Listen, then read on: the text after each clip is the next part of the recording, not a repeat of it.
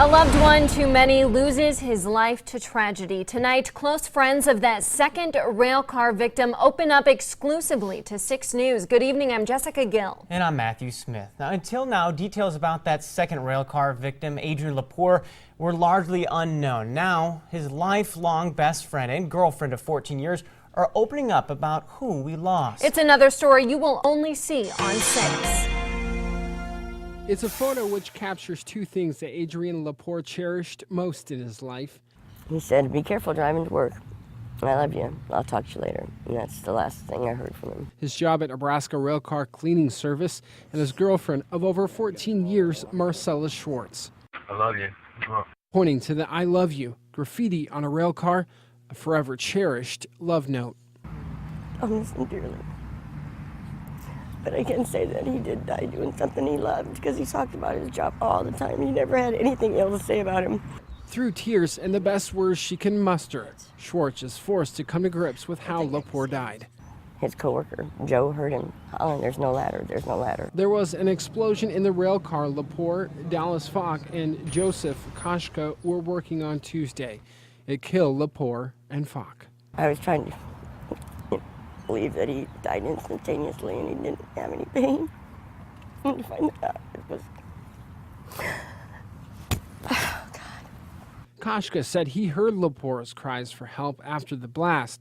Understandably, it's been a rough past few days for Schwartz and childhood friend Mike McAfee, leaning on family and each other in dealing with the loss. If it's foreseen that that could possibly happen, then you need to take the precautions to see that everybody can get out safe. And yet it's family, they say, that LaPour was all about. Seen here hanging out after a summer barbecue with McAfee.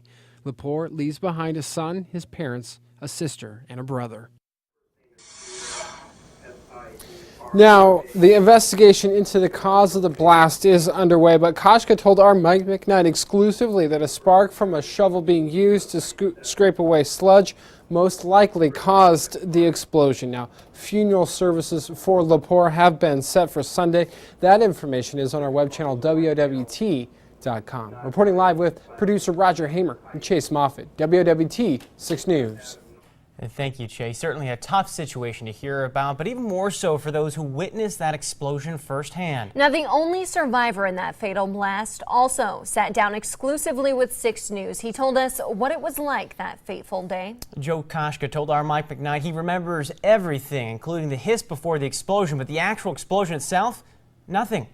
Only the first thoughts that came to after. My daughter, I didn't kiss her, and my girl's pregnant, and survival kicked in, and I just got myself out of there, my prayers are with the families. Koshka had a whole lot more to say regarding the safety of him and his fellow men. Head to our website, that's WOWT.com, for the rest of his story.